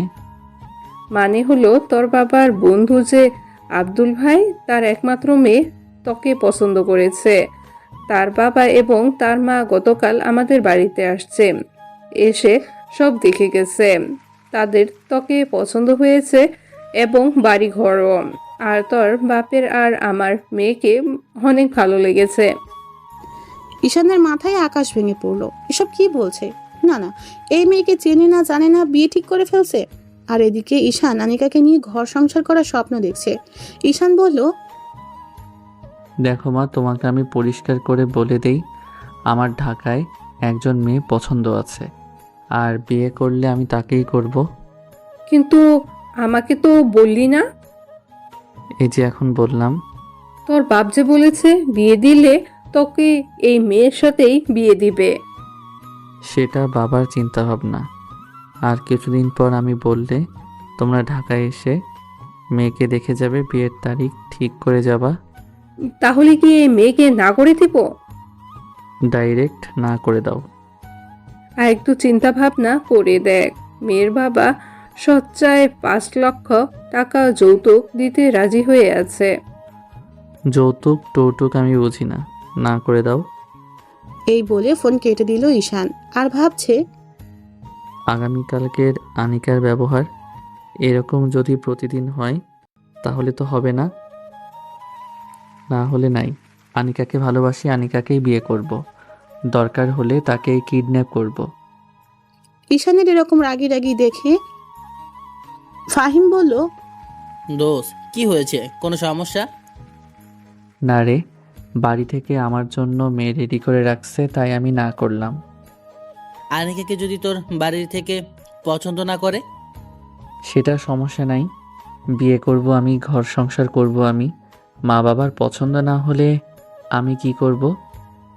ওকে দোস্ত। এমন সময় ফাহিমের মোবাইলে কে যেন কল দিল। ফাহিম কথা বলার জন্য বেলকনিতে যায়। ঈশান আনিকাকে কল দিল। আনিকা কল রিসিভ করতেই ঈশান বলল, কি করো? আজকে না ঘুরতে যাব, রেডি হচ্ছি। কোথায় আসবো? আরে তোমার বাসার চৌরাস্তার মোড়ে যে রেস্টুরেন্ট আছে সেইখানে আসো। ওকে। তাড়াতাড়ি এসো। ওকে। ঈশান ফোন রেখে রেডি হতে গেল। রেস্টুরেন্টে গিয়ে দেখে আনিকা এসে বসে আছে। আনিকাকে দেখে ঈশানের মেজাজ পুরো গরম হয়ে যায়। মুখে নাই নিকাব, টাইট বোরকা। ঈশান টেবিলে বসলো। ঈশান এবার রাগ কন্ট্রোল করতে না পেরে বলল, এসবের মানে কি আনিকা? কি ঈশান? তুমি বোঝো না? সত্যি আমি বুঝতে পারছি না, তুমি রেগে যাচ্ছ কেন? তোমাকে না বললাম নেকআপ পরতে ও লুজ বোরকা পরতে? ড্রাইভারকে তো চেঞ্জ করছোই না। দেখো, তোমাকে ভোগ করার ইচ্ছা থাকলে তোমাকে কবেই ভোগ করে ফেলতাম। আমি চাই তোমাকে সারা জীবন আগলে রাখতে। তুমি এসব কি বলছো? তুমি কি কিছু বুঝো না? আমার এরকম ভাবে পড়তে ভালো লাগে। আর ড্রাইভারকে আমি বাদ দিতে পারবো না, কারণ ড্রাইভার অনেক আগে থেকে ড্রাইভারই করে। আমি আনিকার মুখ থেকে এরকম কথা শুনে অবাক হয়ে গেলাম। আনিকার চেহারায় কোনো ভাবান্তর নেই, মনে হচ্ছে আমি এরকম করব সেই জন্য প্রস্তুতি নিয়ে এসেছে। আমি আমার প্রিয় মানুষটা চাই না বেপরদায় থাকুক। আচ্ছা, তুমি কি আমাকে ভালোবাসো? হুম। তাহলে আমার কথা মতো চলতে তোমার সমস্যা কি? দেখো, আমরা দুজন দুজনকে কিস করছি। আনিকা কিছু বলছে না। ঈশান মনে মনে চাইছে আনিকা তার কাছে মাফ চাক, কিন্তু আনিকা কিছু বলছে না। ঈশান আবার বলল, তাহলে তুমি থাকো তোমার মতো আর আমি থাকি আমার মতো, এখানে শেষ। এই বলে ঈশান চলে আসলো। আনিকা পিছন থেকে একটা ডাকও দিল না। ঈশান ভাবছে, তাহলে কি এতদিন এত সব লোক দেখানো ছিল, কিন্তু আমাকে যে কিস করলো? আমি আনিকার কাজ কারবার কিছুই বুঝলাম না, কিন্তু সব তো শেষ। এখন কি করব আমি? কি করব আমি? তাকে ছাড়া থাকবো কিভাবে? আমি এটা কি করলাম? না না, ঠিকই আছে, আমার কথা মতো না চললে এরকমই হবে। ধুর, কি করব? মাপ চাইবো গিয়ে? না, মাপ চাইবো না, হার মানবো না। সে কি আমাকে ভালোবাসে না? তাহলে এতদিন এসব কি ছিল? আমার অবাক লাগছে। এতদিন তো যেভাবে চলছে মনে হয়েছে সে আমাকে ছাড়া বাঁচবে না। এখন বাড়িতে কি বলবো? এসব ভাবতে ভাবতে বাসায় চলে আসে। অনেক কষ্টে দিনটা কাটলো। সারাদিনে আনিকা কল দিল না। ঈশান আনিকার কলের অপেক্ষায় বসে আছে। সে কল দিয়ে মাফ চাইলেও তো হয়ে যায়। এভাবে একটা সপ্তাহ চলে যায়। ঈশা কিছুই বুঝতে পারছে না। একটা সপ্তাহ কিভাবে যে গেল সেটা একমাত্র আল্লাহ জানে। ঈশান আর আনিকাকে ছাড়া থাকতে পারছে না। তাই ঠিক করলো আনিকার চেম্বারে গিয়ে নিজেই মাফ চাইবে। সেদিন ছিল শনিবার। ঈশান বিকালের দিকে কোচিং করিয়ে আনিকার চেম্বারের উদ্দেশ্যে রওনা দিল। এমন সময় কোথা থেকে জানি এক মেয়ে এসে ঈশানের পথ আটকালো। নেকাব ঢাকা, মুখ লুজ বোরকা, মনে হচ্ছে পর্দাশীল কোনো মেয়ে। ঈশান বলল, কে আপনি? আমার পথ ছাড়েন। কে আমি? আমি গলার সুর শুনে চিনতে পারলাম আনিকা। তাহলে সে আমার কথা মতো চলছে। যাক, আমি হার মানলাম না, আনিকাই হার মানল। মনে মনে ইয়েস, আমি জিতে গেছি। আনিকার সাথে একটু মজা করা যাক। সরি, কে আপনি? আপনাকে চিনতে পারলাম না। আমি আনিকা। ও ডক্টর, আপনি কেমন আছেন? কি মনে করে? কুত্তার বাচ্চা, তুই জানিস না? কি জানবো? সরি আনিকা, তুমি দেরি করে ফেলেছ। আমার একটা গার্লফ্রেন্ড আছে। আনিকা রেগে গিয়ে আমার শার্টের কালার ধরে বলল, কোনটা তোর গার্লফ্রেন্ড? দেখা, তাকে এখানে আন। ঈশান বুঝতে পারলো আনিকা অনেক রেগে গেছে। দূরের একটা মেয়েকে দেখিয়ে দিয়ে বলল, ওইটা আমার মিষ্টি সুইট গার্লফ্রেন্ড। তোর গার্লফ্রেন্ড দেখুক আমি তার বয়ফ্রেন্ডকে কি করি। এই বলে আনিকা তার নেকাব নিচে নামিয়ে সোজা ঈশানকে লিপ কিস করে বসলো। ঈশান আর আনিকা 30 সেকেন্ড এভাবে ছিল। কলেজের সবাই ওদের দিকে হাঁ করে তাকিয়ে আছে, যেন কলেজের সবাই 30 সেকেন্ডের একটা লাইভ দেখলো। ঈশান বলল, এটা কি করলা তুমি? সারা জীবনের জন্য তোকে আমার করে নিলাম। আমি তো সারা জীবন তোমারই ছিলাম। আমি জানি। তাহলে গত এক সপ্তাহ এসব কি ছিল? তোমাকে পরীক্ষা করছিলাম আর তুমি সে পরীক্ষায় পাশ করেছো। তাহলে এতদিন তোমার এগুলো সাজানো নাটক ছিল? হুম। কেন এরকম করলা? বললাম তো পরীক্ষা করছি। তোমরা পরীক্ষাও করো? তোমরা পারোও বটে। অনেক দিন ধরে তোমাকে জড়িয়ে ধরি না, এখন আমাকে জড়িয়ে ধরো। ঈশান আনিকাকে জড়িয়ে ধরলো। আনিকা কেঁদে দেয়। ঈশান বলল, কাঁদছো কেন? এটা সুখের কান্না। কেঁদো না। বলো, সারা জীবন আমাকে এইভাবে বুকের ভেতর আগলে রাখবে? সারা জীবন তোমাকে এভাবে বুকের ভিতর আগলে রাখবো। আনিকা আস্তে আস্তে ঈশানকে ছেড়ে দিয়ে বলল, চলো এখন তোমাকে আমার বাড়িতে নিয়ে যাব। আজ না, অন্যদিন। এখন তুমি আমার সাথে যাবা। ওকে। তারপর দুজন দুজনের হাত ধরে কলেজ থেকে বাইরে বেরিয়ে আসলো। এসে দুজনে একটা রিকশায় উঠলো। রিকশায় গিয়ে আনিকাদের বাড়ির সামনে নামলো। রিকশায় যতক্ষণ ছিল আনিকা ঈশানের হাত শক্ত করে ধরেছিল। আনিকা ঈশানকে বাড়ির ভেতর নিয়ে যায়। নিয়ে ড্রয়িং রুমে বসিয়ে বলল, তুমি বসো। না না, তুমি আমাকে ছেড়ে যেও না। ঈশান, এটা আমাদের বাসা, এখানে ভয় পাওয়ার কি আছে? তবু তুমি আমার সাথে থাকো। ওকে। আনিকা জোরে শারমিন বলে ডাক দিল। শারমিন ঈশানকে নিচে দেখে বলল, ঈশান ভাই, আপনি আপনি আমাদের বাসায়? বিশ্বাসই হচ্ছে না। বিশ্বাস হবেও না। তুই তোর ভাইয়ের সাথে থাক। তোর ভাই ভয় পাচ্ছে। আমি ড্রেস চেঞ্জ করে আসি। ভাই, আপনি না একটা ভীতু। তাহলে ফাহিম হলো ভিতর ডিম? ফাইমকে বলছেন কেন? সে তো অনেক সাহসী। সাহসী না, পুরাই আস্ত একটা ভীতু। ভালো হচ্ছে না কিন্তু ভাইয়া। ভীতু বললাম আমি আপনাকে, আর আপনি বললেন ফাইমকে। তাহলে তুমিও ভীতু? না না, তাহলে কে? আপনি ভীতু। আনিকার মা এসে বলল, কে ভীতু? আন্টি ফাহিম। না না, আমি ভীতু। ফাহিম কে? কেউ না। আন্টি আসসালামু আলাইকুম, কেমন আছেন? ওয়ালাইকুম আসসালাম। ভালো, তুমি কেমন আছো বাবা? ভালো। যা তো, আনিকাকে বল ঈশানের জন্য খাবার নিয়ে আসতে। শারমিন চলে গেল। আনিকার মা বলল, বাবা শোনো, তোমাকে কিছু কথা বলি। অনিকাকে তুমি কন্ট্রোলে রাখতে পারবা। এই মেয়ে কিন্তু অনেক জেদি। তোমাকে পেয়ে আমরা অনেক খুশি। আনিকাকে অনেক ছেলে দেখতে আসছে, কাউকে সে পছন্দ করেনি। অবশ্যই তোমাকে সে পছন্দ করেছে। তোমাকে পেয়ে আমরা অনেক খুশি। Thank you aunty. এখন বলো, তোমার বাবা মাকে কবে নিয়ে আসবা? আনিকার সাথে কথা বলে নেই। ওকে। তোমার আঙ্কেল বাইরে গেছে। তোমার বাবা কি করে? ছোট একটা জুতার দোকান চালাই। তুমি কি করো? পড়ালেখা। তুমি তাকে এখন বিয়ে করতে চাইছ? সেটা আনিকার উপর নির্ভর করছে। এখন সে যখন বলে, সে যদি এখন করে তাহলে আমার সমস্যা নাই, আর যদি বলে আরো 2 বছর পর, সেটাও সমস্যা নাই। তোমার কথা আমার ভালো লাগলো। Thank you aunty. আনিকা খাবার নিয়ে আসলো। আনিকা নতুন কাপড় পরলো। সে যে কাপড় পরুক না কেন, আনিকাকে অনেক সুন্দরী দেখায়। আনিকা ঈশানের সামনে খাবার দিল। আনিকার মা বলল, তাহলে তারা দুজন সিদ্ধান্ত নেয় কি করবে। ওকে, তুমি যাও। তোমাকে তো দারুণ সুন্দরী দেখাচ্ছে। সত্যি তোমার এই ড্রেসে ভালো লাগছে। তুমি যেই ড্রেস পরো না কেন, সবই আমার কাছে ভালো লাগে। থ্যাঙ্কস বলবো না, শুধু বলবো আমি তোমাকে ভালোবাসি। আমি জানি। এখন বলো, মার সাথে তোমার কি কথা হয়েছে? বলছে তোমাকে এখন বিয়ে করব না, পরে। তুমি কি বলো? সেটা তোমার উপর নির্ভর করছে। দেখো, আমার এখনো কোনো স্থায়ী উপার্জনের পথ নেই।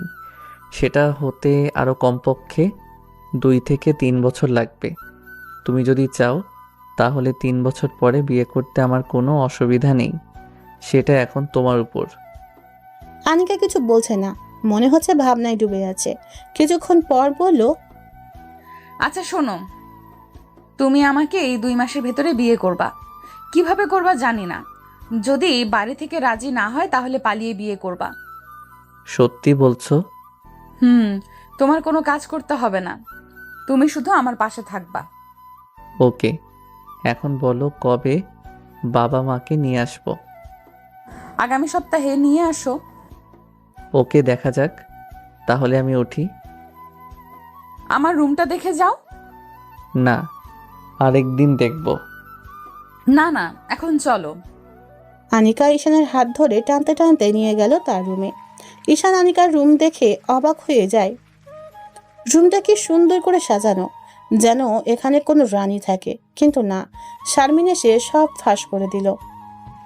ভাই, অবাক হবেন না, আপনি আসবেন দেখে আপু রুম পরিষ্কার করেছে। আপু যেভাবে থাকে আপনি দেখলে বমি করে দিবেন। ওয়াক থু বলে দিল এক দৌড়। ঈশান আনিকার দিকে তাকালো। আনিকা ঈশানের দিকে তাকালো। আনিকা বলল, সারাদিন তো কাজে ব্যস্ত থাকি, তাই এত পরিষ্কার করতে পারি না। তুমি যে আমার জন্য এত কষ্ট করে রুম ঠিক করছো, এতেই আমি খুশি। থ্যাঙ্কস। ওকে, তাহলে আমি যাই। আমি হানিকার মার সাথে দেখা করে বাসায় আসলাম। এসে বাড়িতে কল দিলাম। আসসালামু আলাইকুম, কেমন আছো মা? ভালো, তুই কেমন? ভালো। আগামী শুক্রবার তোমরা ঢাকায় আসো। তুই ওই মেয়েকেই বিয়ে করবি? হ্যাঁ। আচ্ছা, আমরা আসবো। ওকে, শুক্রবার দুপুরের দিকে আসবা। আচ্ছা। ঈশান ফোন কেটে দিল। এভাবে একটা সপ্তাহ চলে যায়। এ সপ্তাহে ঈশানের 3 বছরের ইনকাম হাতে আসলো। দেখে মাত্র 2.5 লাখ। একেবারে হতাশ হলো। ঈশানের মা বাবা, ছোট বোন আসলো, আর এক চাচা চাচি আসছে। ঈশান তাদের আনিকার বাড়িতে নিয়ে আসলো। এতক্ষণ মা আর বাবা ঈশানকে অনেক কথা বলেছে তাদের পছন্দ করা মেয়েকে বিয়ে করতে, কিন্তু কে শোনে কার কথা। আনিকার বাবা মা এসে তাদের ভিতরে নিয়ে যায়। ঈশান তার ছোট বোন সুবর্ণাকে নিয়ে আনিকার রুমে যায়। গিয়ে দেখে আনিকা আর শারমিন বসে আছে। ঈশান সুবর্ণার সাথে শারমিনকে আর আনিকাকে পরিচয় করিয়ে দিল। শারমিন আর সুবর্ণা সেম বয়সের। ঈশান বলল, শারমিন, তুমি সুবর্ণাকে বাড়িটা একটু দেখাও। সুবর্ণ চলো, তারা দুজন বাইরে। আমি বললাম আনিকাকে। আনিকা, তোমাকে কিছু কথা বলি, মন দিয়ে শোনো। বলো। আমার কেমন জানি ভয় করছে। দেখো, আমি আমার মা বাবার পছন্দের মেয়েকে বিয়ে করছি না, তাই তারা তোমার অনেক দোষ ধরবে, বিশেষ করে তোমার বয়স বেশি সেই জন্য। কিন্তু তুমি ঘাবড়ে যাবে না, সব সময় আমি তোমার পাশে আছি। এই 2 হাত কোনোভাবেই ছিন্ন হবে না মৃত্যুর আগ পর্যন্ত। আমি জানি, কিন্তু এখন আমার ভয় করছে। যদি তোমার মা বাবা আমাকে পছন্দ না করে? পছন্দ করবে। ঈশান মিথ্যা কথা বলছে। জানি আনিকাকে কেউ পছন্দ করবে না, কারণ তার বয়স বেশি। মিথ্যা কথা বলে তাকে সাহস দিল। তাই যেন হয়। তুমি কিন্তু আমার পাশে থাকবা। ওকে, তুমি রেডি হয়ে আসো, আমি যাই। আমি আমার ডিসিশন নিয়ে রাখছি। ঈশান নিচে এসে সোফায় বসলো বাবার সাথে। একটু পর আনিকা আসলো। আনিকা এসে সবাইকে শরবত দিল, ঈশানকেও দিল। বাহ, মেয়ে তো দারুণ সুন্দরী। নাম কি তোমার মা? আন্টি আনিকা। তুমি কি করো? আঙ্কেল, আমি ডাক্তারি করি। ভালো। আচ্ছা, তোমার বয়স কত?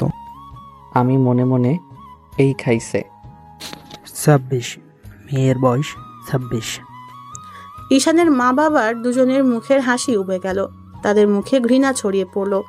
ঈশানের দিকে রাগে লুক নিয়ে তাকালো মা বাবা দুজনেই।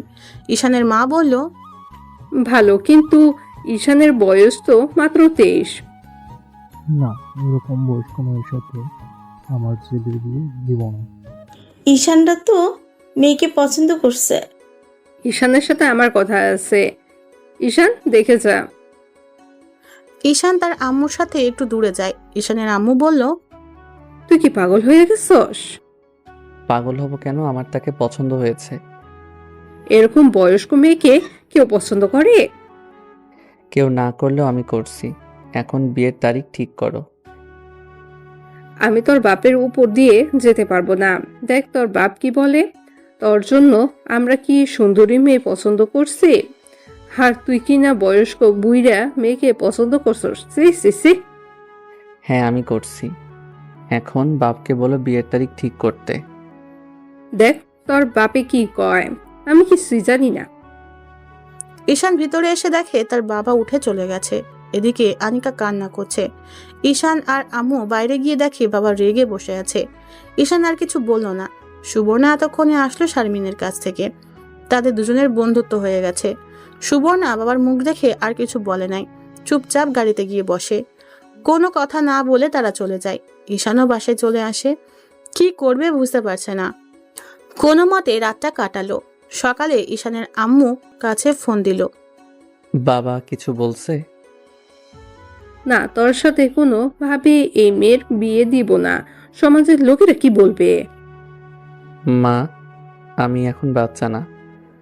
সমাজের মানুষ কি বলবে না বলবে সেটা দিয়ে আমি কি করব? বাবা কি পাশে আছে?